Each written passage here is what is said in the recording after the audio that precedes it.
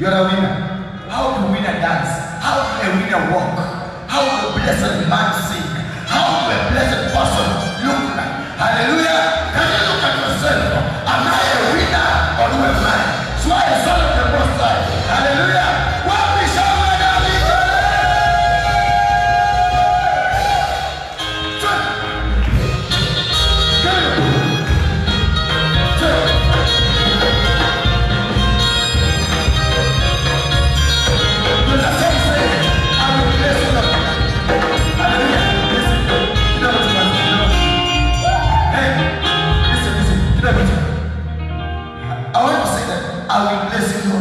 Hallelujah.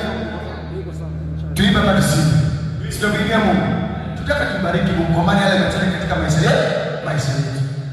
I will bless you, Lord, for your grace in my life. You are blessed in your Father, now I can come now. Bless you, Lord, for your grace in my life. You are blessed in your Father, now I can come now. Bless you, Lord, for your grace in my life. You are blessed in your Father, now I can come now. Bless you, Lord, for your grace in my life. You are blessed in your Father.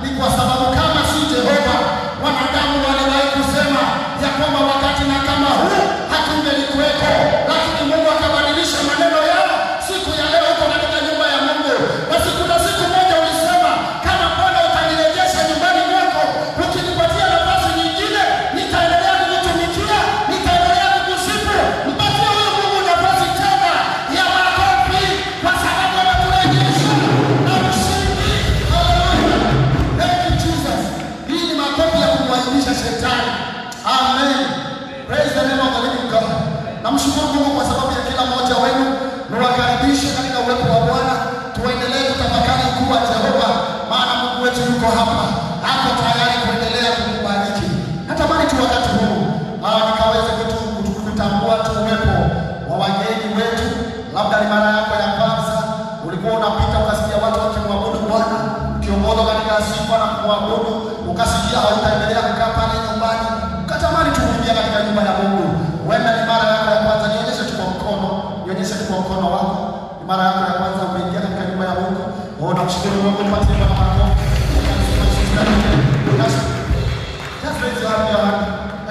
Tukaweza kukuona. Simama tu kwa miguu yako mahali ulipo, tumshangilie Bwana, tumshangilie Bwana kwa makofi, tumshangilie Bwana kwa vigelegele, tumshangilie Bwana kwa matendo yake.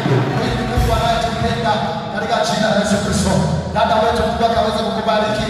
Sisi tunaokiita Victor's Faith Church, na tunampenda Mungu na tunakukaribisha katika uwepo wa Mungu na utamani kudumu katika nyumba ya Bwana katika jina la Yesu Kristo. Umebarikiwa maana umeingia kwa muda unaofaa kuchangamkia katika nyumbani mwa Bwana. Wengi bado wanasumbuana na miburangeti, wengi wanasumbuana na maisha, lakini umetamani kutafuta hizo baraka. Hawatutaliwa na watu wa shua hiyo. You will never remain the same again. Tumpatie Bwana makofi kwa ajili ya huyo. Amen. Bwana ataweza kukubariki. Tukianza wilaya tuko na baba yuko katika nyumba. Natamani tu niweze tu kumtambua baba wetu wa kiroho ambaye hapa na maana na Mungu ameweka mzigo. Mpatie Bwana makofi kwa jina la Yesu Kristo. Amen. Ila vile katika nyumba tuko na mama wetu, mama ambaye anajua kulainisha, mama ambaye anatuelekeza. Karibu mama wetu, tunakupenda. Mungu akaweza kuwabariki sana.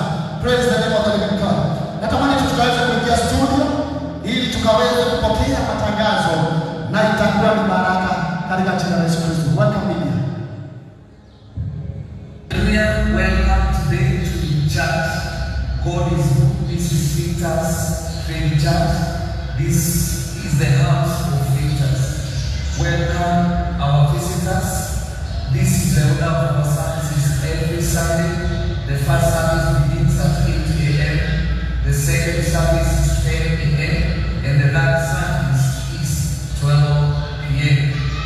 Before you come to church, you must register with the secretary number. The church number is displayed there. Please register and confirm the time of the service that you want to come. We also have your head circle. Your head church circle is a circle that will do investment. If you want to invest and grow in your business future, join your head circle. The details will be displayed there.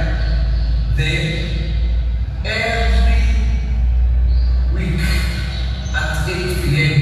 we normally have our midweek service. We post it online 8 p.m. Soon we shall be coming to church physically to pray. But before that, always tune on at 8 p.m.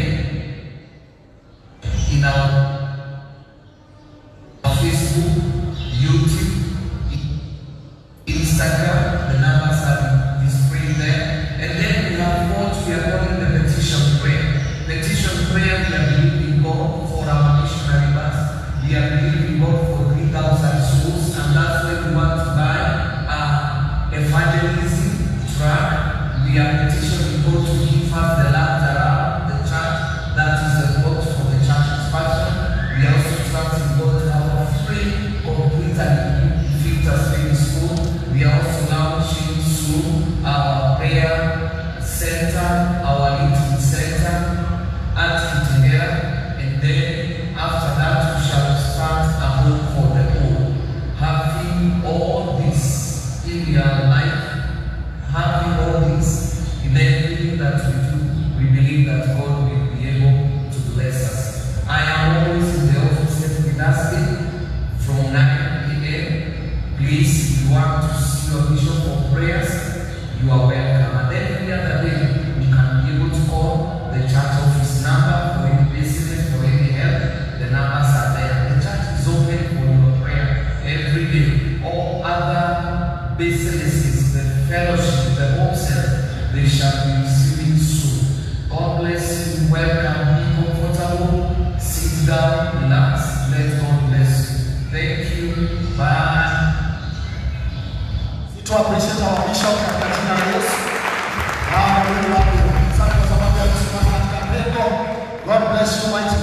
Haleluya.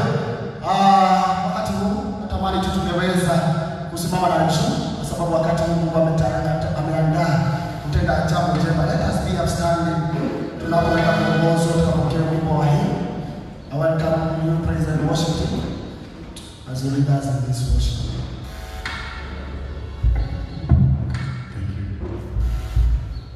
Tunaenda kuimba hii. Umenibeba juu. Mungu ametubeba juu na ametuweka juu ya mwamba. Hallelujah. Yeah, that's our hymn today. It will sound different, but it's a good one.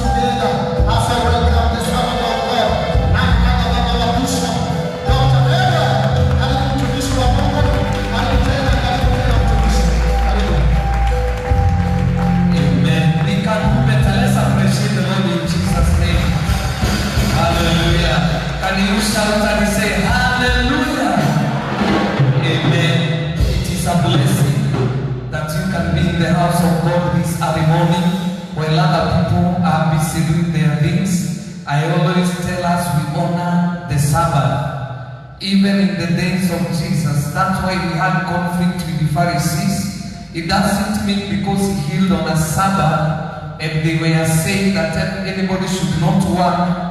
But the thing is, he wanted to tell people, yes, it is in Sabbath that God can still do great miracles.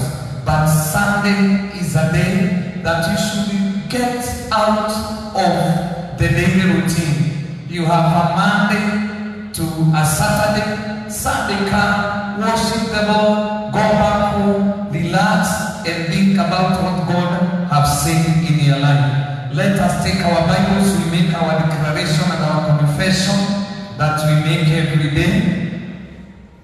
Take your Bible.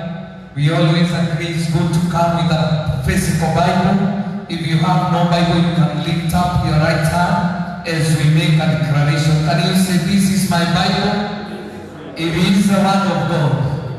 I take it in my mind, treasure it in my heart, practice it in my life. All the promises of God in His word, they belong to me.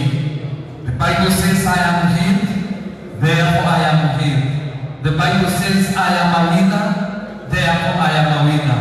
I love the word of God. If you love the word of God, can you do like this? Wow! Thank you. Get seated, but never remain down, as we always say in our life. This morning we want to continue with where we stopped in our last sermon, and we were talking about how to serve God in all seasons. Our theme was serve God in all seasons. Serve God in all seasons. If you are here, I knew you took some kind of notes, but we shall continue in part 2 of serve God in all seasons. And we also want to thank our government and the World Health Organization. They were able to increase our time to 2 hours, and also they were able to make sure that our sitting distance is where you are seated is 1.2. By the time you left last Sunday, it was 2 meters, and it was 1.5. So we were able to reduce 2 inches, and that's why we are there. And with that God, so we have added a lot of seats, and we want to thank God. There before we were supposed to have only 100 members. Now we can have 200 members. They also gave us permission that we can have other meetings, but we shall be advising you accordingly. You remember, as a church, we had to form a church reopening committee, so we shall be meeting this afternoon, and by Sunday we shall be able to give you the guidelines that we'll be having as we resume gradually our fellowship, our prayer, midweek service, and everything that government has given us permission by the advice of the World Health Organization. God bless them in Jesus. Let's appreciate our government by a clap of hearts in Jesus' name. Amen. Thank you. We know as a church we have to read Romans chapter 13, where the Bible says that every church or Christian must obey the government of the day. And you remember Paul telling Timothy in chapter 2 of Timothy that it was a command for us to pray for the government, that it may lead us in peace. If you have a bad leader, you are in trouble. There are nations where you cannot worship freely. There are other nations, even like Europe, you know they don't love church. They are still not have gone back to churches. They are still traveling. They are doing Zoom meeting. But for us, we thank God because of our presence and the leadership. He is a man of God. Anytime we have our church representatives and they call to the presence, he always welcomes them. That tells you it is blessed to have a presence who fears the Lord. Let's appreciate again for him wherever he is, and God bless him in Jesus' name. We started by saying that in every church today, we have only 20% of the members who serve faithfully in the church. The rest 80%, they don't serve the church faithfully. When we say serving the church, don't think it's this church that we're talking about. This is just an altar where Jehovah is our king, but anything you do here, even the worshippers here, when they were leading the worship, yes, we can say they are fit as many church worshippers, but in actual fact, they are doing it for God. So anything you do, whether you give, whether you do anything in the ministry or in this church, you are not doing it for bishop. You are not doing it for the senior elder. You are not doing it for anybody.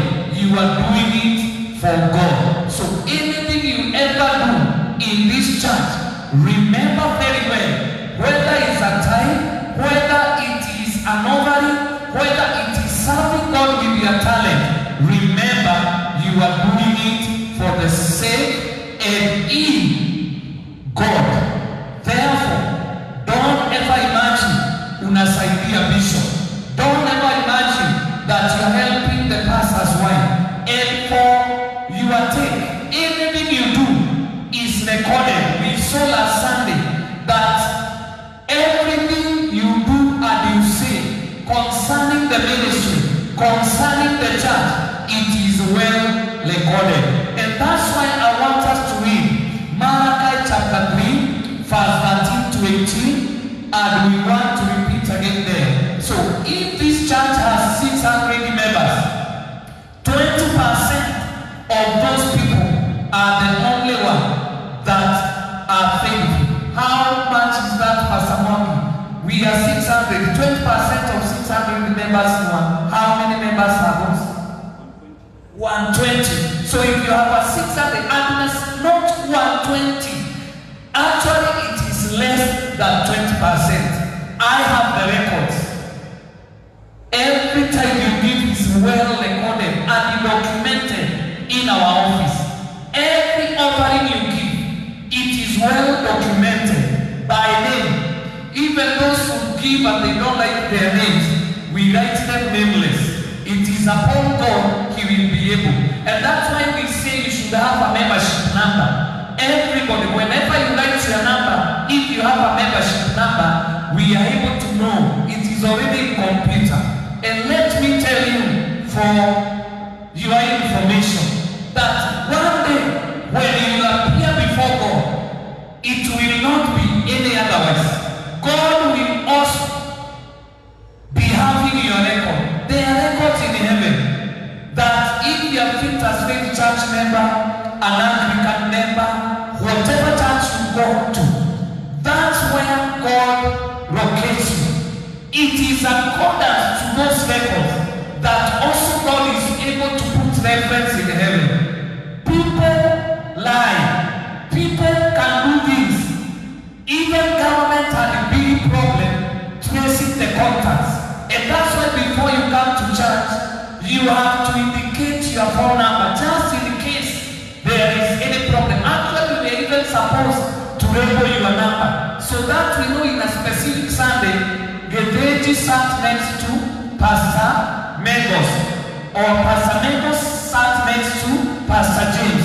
And out of that now the government, if there was trouble like the COVID, they were supposed to know if our deacon Gedeji had it, maybe they would want them to trace who was sitting next to him, how many meters, and then they would track Pastor Monkey, they would track Pastor Mengos, then they would track Pastor James, and all like that. The same way. And you know, people cheated, people even gave the wrong numbers. True or false? And that is a replica, is a picture of how our nation is. You know, places like Europe, for example, UK, where I have gone many times, they know you by your room number, where you are. That's why they can never give you a visa unless you tell them where you are going, what you are going to do, how long will you be there. But there are guys who run they run around and they live under the water, and they become residents of those nations illegally. Finally, they can surrender themselves, and when they surrender themselves, they don't have documents. Because if you go and surrender and you say, I come from Kenya, they will fly you back here. So Pastor Mendos, when he goes there, he throws away his documents. Then, you know, an African is an African. There is no way that you can say that you come from Kenya without any identification. But let me tell you, that is human part. But by the grace of God, God knows you are rising up every step you make and everything you do in this life. And that's why the Bible says, your words have been hashed against me, says the Lord. Yet you say, what have we spoken against you? Continue. Verse 14. You have said it is useless to serve God. What profit is it that we have kept his ordinance, and that we have walked as mourners before the Lord? These guys were saying there is no value of serving God. Kuna watu hapa, they still are bitter with God. Their businesses are not doing good, and they are telling God, I paid my time. Either the pastor is alive, either the pastor is not holy, or either there is a problem. There are people who work with those imaginations, and they are telling God, there is no profit. Hakuna faida hata kutoa hiyo time. Hatujaona mabadiliko. There are people here who are not doing that. They don't even serve God, and they wake up. They don't die. But let me tell you, the record is intact. You are not going to live forever. One day you shall meet with God, or one of these days he may be going through the pages of the people in Kenya, and he is stumbled in your name, and he may see this lady is a church member in Kenya, in Kayole, and all the records are there, and God may decide to do what you want to do. But I want to encourage you as your pastor. Can you know it is profitable to serve God? Don't murmur, don't complain. Delay is not denied. Abraham was called by God. Actually, hata si Abraham alikuwa ameitwa ni baba yake, ukisoma vizuri. Lakini baba yake akafika jiani akakwama. It is well recorded. If you read Genesis chapter 10, you will see. Si Abraham kwanza. Abraham aliitwa, wakafika mahali baba yake akachoka. Akasema hapa mimi nimefika mwisho. But God saw Abraham again. Akaona kwa sababu the father has failed, let me also try his son. And I want to declare to you, wewe ukikataa, God ataachana na wewe kama Terah. You will never alive in your Canaan. I pray today, may God forbid in Jesus' name. Never say it is not profitable to serve God. The Bible says also in verse 15. Let's go there. Verse 15. So we now call the proud blessed, and those who do wickedness are raised up. Haven't you seen this in this nation? Unakuta tumechagua ma-MP waizi, wakora na wabaya. But because they were able to give us 200 shillings, they manipulated us, then we were able to raise them up. But there are people who are innocent. They have no corruption case. Wakisimama Kenya hii pasamoni hawatasamuliwa. I am telling you the truth. Those who are pure, they are not tainted. It is very hard to sell the truth. But let me tell you, the word of God and the truth will always stand. In the end of the day, God will vindicate his own people in Jesus' name. May God have mercy upon us. And the Bible says, they even tempt God and God. Look at this. They are people you know. They are evil. They are bad. They are drunkards. They do evil things. Year after year, you even compare yourself and you think they are better. But in the end of the day, God will make a difference. Don't ever decide to be evil to succeed. Just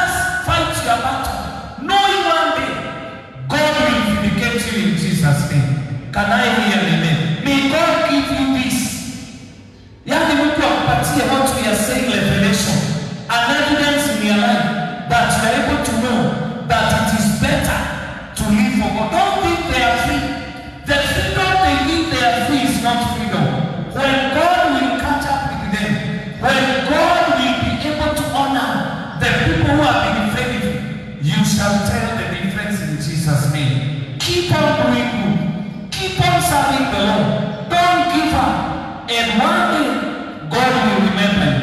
He remembered Hannah. He remembered Abraham. He remembered Joseph. Can I hear an amen? All these people, look at Hannah. Every day, Peninnah will say words against Hannah.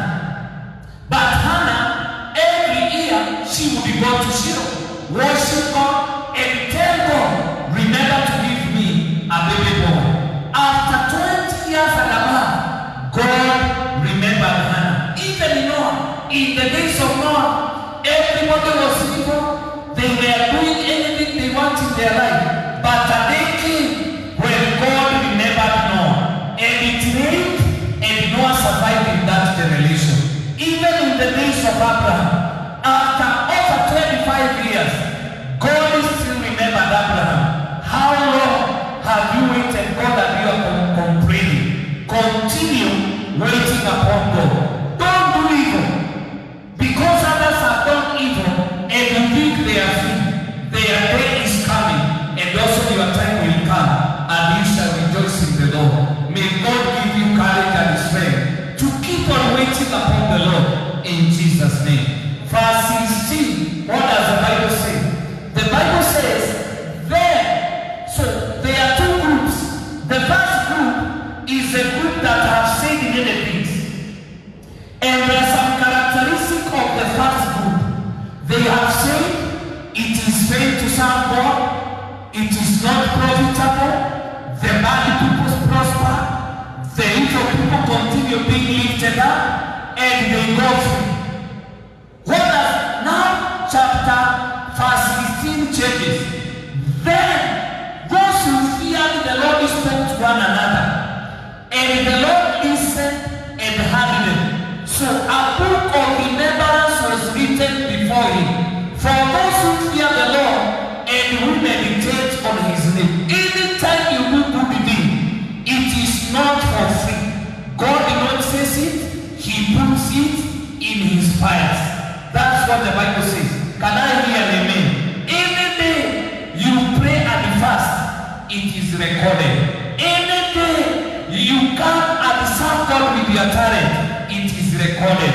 Any day you come for ladies meeting, men's meeting, you go to the hospital to visit the sick, you come to church, it is recorded. Can you say it is recorded? It is the Bible which is saying. Then can you continue in the other verse 17? What does it say? They shall be mine, says the Lord. So anytime you serve God, thereafter all what you have done is written. Then the king has written and you have said, this is my son, this is my daughter, she belongs to me. So it is very easy. Even when you translate from this life to the other life, you are finding inafunguliwa. Stephen Mendes morning, this is, you are going to live anyway. Rona, in Jesus' name I declare. Then because this was a pastor, he served the Lord. It is written there, this belongs to me. And on that day, I make them my jewels, and I will spare them as a man spares his own son who serves him. Which is that day? It is the day of the white throne judgment. There is a day when every man shall confess and bow in a knee and say, Jehovah, you are God. So in the judgment or in the final day, the Bible says God will spare you. The more you serve God, the more you minister to God, the more God will treasure you as a jewel. Jewel ni kitu kama dhahabu. Is something gold. Is a treasure. Something very important. The Bible says in that day, when the indignation, wakati hasira ya Mungu itakuwa imetolewa, atakuweka upande wako katika jina la Yesu. And I declare today, chochote unafanya katika maisha haya, ukitumikia Mungu, ukidharauliwa lakini wewe unaonekana ni mjinga, huwezi kujilipishia, Mungu anaandika mahali. Na siku ya mwisho, God will be able to spare you as a son who serves him. So it is about your service that will make God to do what? To make you a son. And when the Bible talks about a son, ni kusema tu kwa sababu haiko dota, usianze kusema madota hawako hapa. Is a biblical term. When we talk about son, it is universal. Because the Bible says in John 1:12, wote waliompokea aliwapa kuwa wana. So when we are talking about the son in grammar here, we are talking about the children of God. I pray today that you may continue serving God in every season. In Jesus' name. Can I hear an amen? Then verse 18, what does it say? Then you shall again discern between the righteous and the wicked. Anybody who serves God, he is counted to be righteous. And anybody who does not serve God, he is a wicked person. Do you serve God with your talent, with your time, with your money, with your character? With everything? If you serve God, you are a righteous person. Name righteousness means you are standing right with God. Like the song we sang here, that God, I will stand by your word. I will stand by what you say. So anytime you serve God, you are standing by his word. And you are a righteous person. And those who do not serve God, the Bible calls them wicked. Can you say righteous? Can you say wicked? If you never serve God, wherever you are a wicked person. If you ever serve God, then you are a righteous person. You know, people don't want to be told the truth.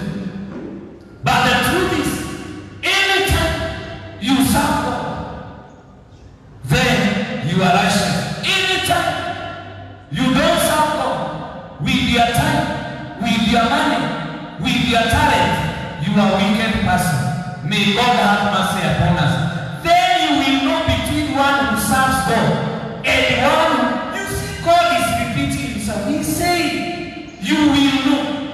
Can you say you will know? Can you say one day? Point at your neighbor, tell them you will know. Tell another one behind there, one day you will know. When God says that, you shall surely know.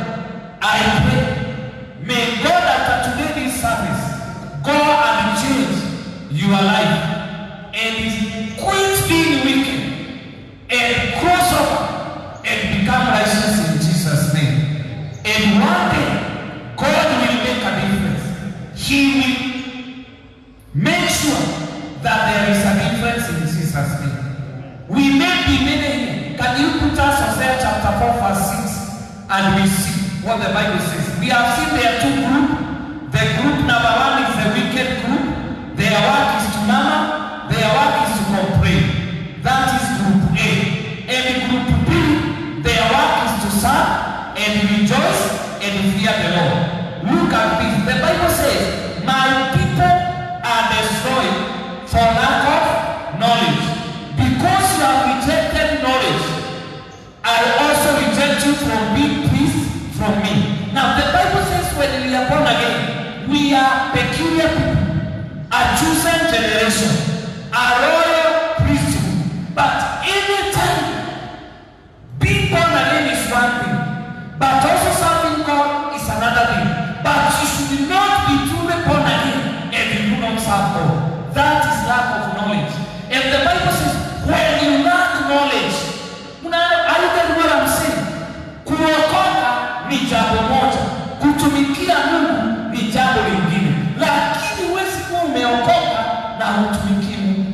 If umeokoka na hutumikii Mungu, umekosa hekima, umekosa kuelewa. And that's why Hosea is being told, if you have rejected my knowledge, you are born again, you are my people Israelites, and you are not doing according to what I am telling you, then you will not become a priest. Because you have forgotten the law of your God. Sheria ya Mungu inasema nini? Serve God with all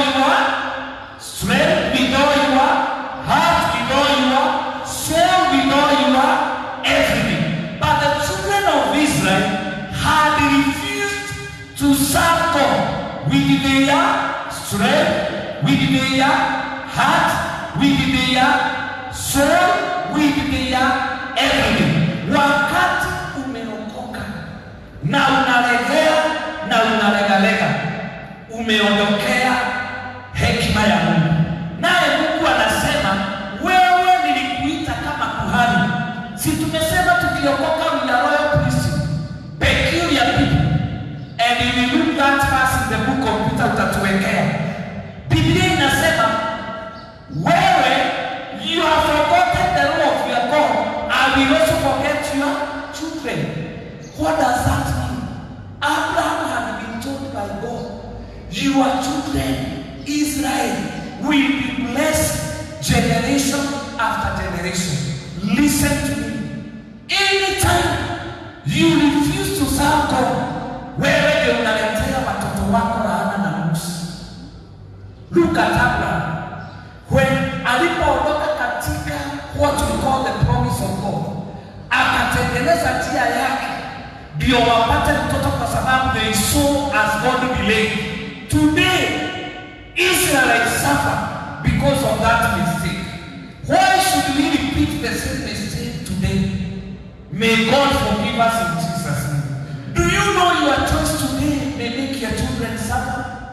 Because if your foundation was not founded in God, for example, I want to speak to this young Matendo Baraka, usiwahi maaction. Usiwahi toka nje ya mapenzi ya Mungu uoe ati umechelewa hakuna ndoa. Hiyo ni uongo. Tafuta mshuga juu. Tafuta msee kama huyu. Hata akikuja na suti aliyo nayo tuletee msichana. I remember during the COVID time, one of our daughter works at Arakana, the wife who is now working at Nairobi Hospital, they came through a bishop and they wanted, because now Corona had come, to have their wedding, because what they said, Bishop, we don't want Rongo. We want to have a holy union. Then after that, after Corona imeisha, tuta celebrate na tutaita church. I called Elder Sadadi. I told Elder Sadadi with another bishop friend of mine, come, let us pray for this couple. They came here together with their parents. Even their real parents never came because they were attending. And I remember the father of one of the sisters had an underlying condition, akona kidney problem. So, and now wakati huo corona ilikuwa baya, wakati hata you know the borders had been closed. And they had a friend, you will see that they will come to give thanksgiving. And the Bible says those people, God will bless even the children of their children. But you are here, you are born again, you get outside of the will of God, unaenda, unazaa mtoto, tutamdedicate hapa, but let me tell you, you have already done a mistake in your life. Umekataa hekima. And the Bible says, I will also forget your children. Can you go to verse 7? What does the Bible say concerning that? When we don't serve God, verse 7 quickly, what does it say? The more they increase, the more they sin against you. I will change their glory into shame. The more unaendelea kupata pesa na kuendelea kuona umeiva, the more unaondokea njia za Mungu. Naye Mungu anasema, nitakuaibisha. I pray today, may God never shame you in any way in Jesus' name. Can I hear an amen? Can I tell you how God works, Pastor Monk? And now, I have been in this gospel for many years. But I have come to know, Mungu hata kimbizana na wewe. He will give you all the time. Uhubiriwe, ujikarange, tukupeleke encounter, uanze roho chafu. God does not kill you immediately. He doesn't. Hata sisi tuko na watoto na tumeng'ang'ana nao. Wanafanya vituko, unajua hii ni stage ya teenager. Unawasamehea tu, lakini unawaambia ni mbaya. Wanatoka teenager, wanaenda adult. Bado wanasumbua. Sometimes I will see Royce, our daughter, looking at Mama Promise, and I will say, what do you have? Don't I have? I have a body. Niko na nyonyo, niko. Unaona vile huyu msichana anakanyanga. Anasahau the mother went to the river world. Kenya has no blessings for Rusia. Actually, it is Rusia who can bless her. That's how we behave before God. Where huwezi bariki Mungu. It is only God who can bless you, my brother, my sister. And sometimes we are so arrogant in our way, and the way we need God and check it. I will hear my wife telling Lois, hata sisi tulikuwa wasichana, we used to walk in the air. But let me tell you, I learned some lessons in life, and my daughter, I would not want to face the sin. Thank God she hears. Even I remember one day she had said, I am going away. I had to call my mother to talk to her. Aongeleshwe na shosho ya jue. Akienda, mimi natoka Mugaida uende wapi? Hata you look at this girl, unaona yenyewe haelewi. And that's how God looks at us every day when we are, even when you're in that bed and you are there, you are not sick. Remember, there are people who are very sick. They are saying, God, if you remove me from this death of pain, I will serve. Yet you are here. So I declare to the sasa wewe mwisi wa time. Wewe wezi kanyanga hapa 1 hour to pray.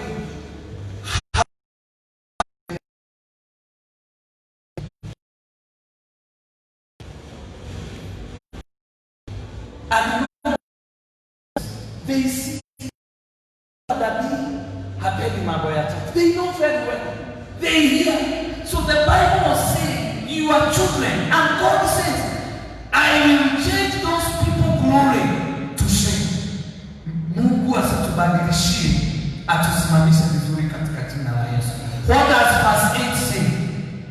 Verse 8 says this: they eat up the sin of my people. They set their heart on their iniquity. They don't.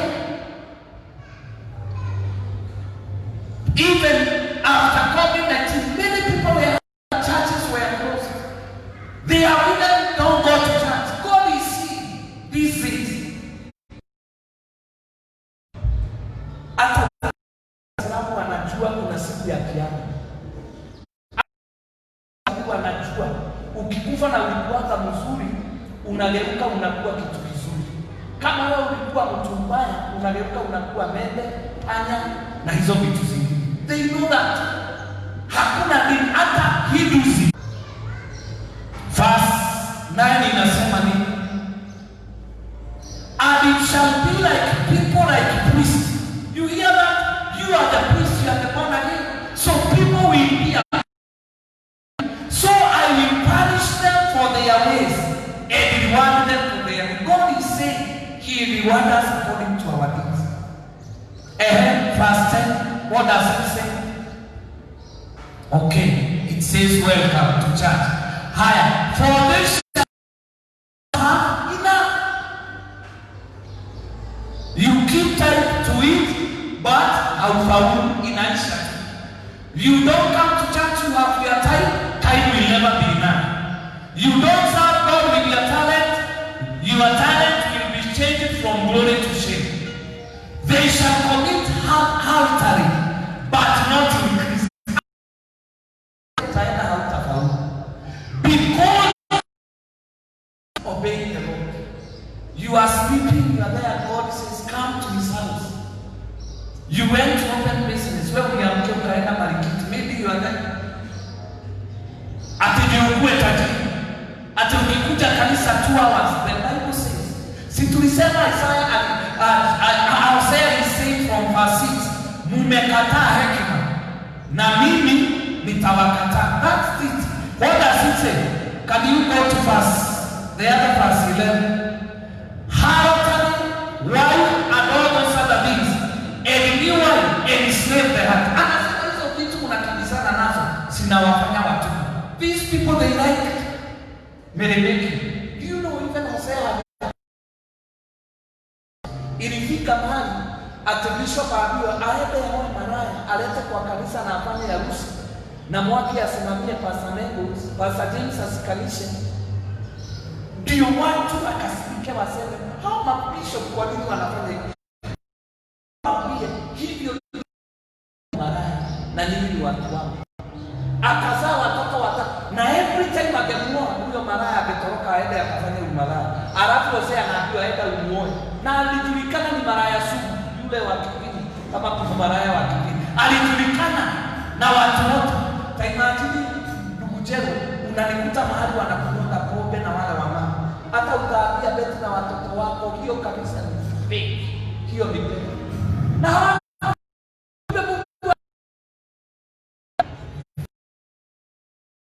you are separated from me.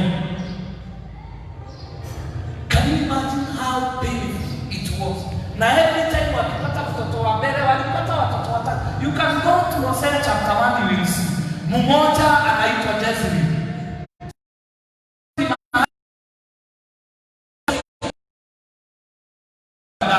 Wa pili alikuwa sijui anaitwa Roho. If you go to see, when the Lord began to speak by Hosea, the Lord said to Hosea, go take yourself a wife of adultery and children of adultery, for the land has committed great adultery by departing from the Lord. Anytime you don't serve God, wewe ni malaya. Hebu niangalie vizuri. Wakati wote hutumiki Mungu na amekupatia anointing uduoni, wewe malaya. Na malaya wamejaa. I know this message may not be popular. Kwa sababu unatumia mambo ya. Ni mimi nasema kwa sababu ama what does the Bible says, where that chukua ni tusome nisema when the Lord began to speak, go take yourself away from adultery and the children of adultery, for the Lord has committed great adultery by doing what? Departing from the Lord. Si tulisoma tukaona na group ilisema ni bure kutumikia Mungu, wakasema hatutumiki. Hiyo ndio Hosea anasema hiyo ni ubaraka. Mnafikiria hata tunafanyisha God pia? Hakuna pia unaweza kufanyisha Mungu. Verse, the other verse inasema ni what does it say? So he went and he took Gomer. Hata mara anaitwa jina. Alienda anaita mtu anaitwa Gomer. Sijui ni mwimbaji gani aliimba. Hata hiyo majina inatisha. Ni Diblo, the daughter of Diblo. And she conceived, anachukua, and she got continued.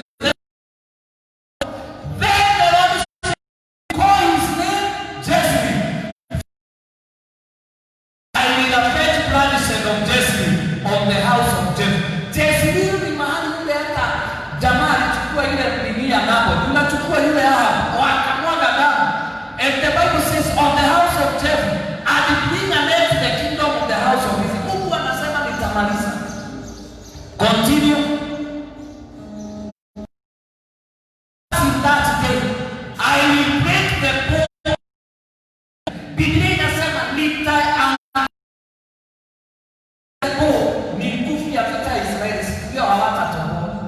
kuna siku Mungu akikata laini yako maibada. Mtu anaulizanga nani yako nje nitoke.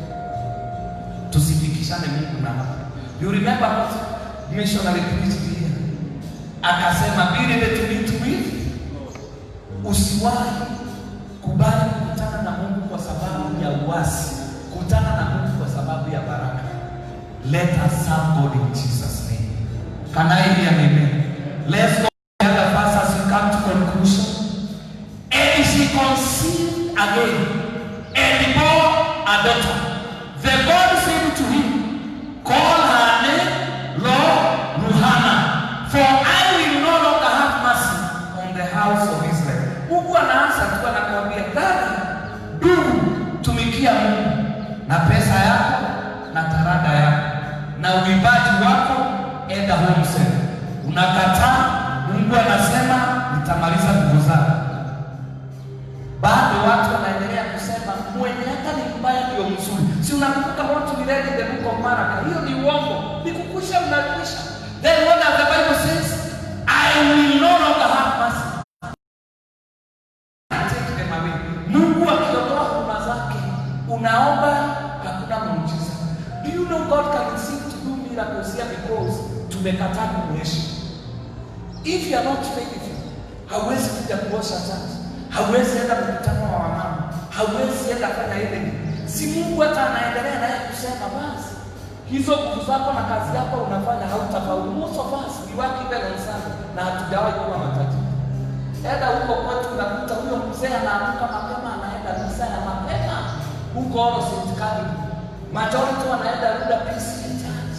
Wengine wanaenda highway ni maenda si watu. Hao mnasemanga na mimi sitoki kitu. Mpaka akaniambia wewe ni kama gati, siku nyingine tukikutana na wewe tununuliage chai. Wanakuchukia because wewe unakataa mambo hiyo ya Mungu. So, is not that hustling? I am asking you, hauwezi hasa ukae the same place na mtu asikudada. You know young generation, you may not work hard at tunaambiwa wewe ni kuhasa tu na hustle. Work hard and be faithful before God in Jesus' name. And the rest of it. So the Bible says, I will take away. Let's go to verse 7. What does it say? Yet I will have mercy on the house of Judah. I will save them by the Lord their God, and he will not save them by bow, nor by sword or battle, by horses. You know that there are two sets. Kuna tribe of Judah na Israel.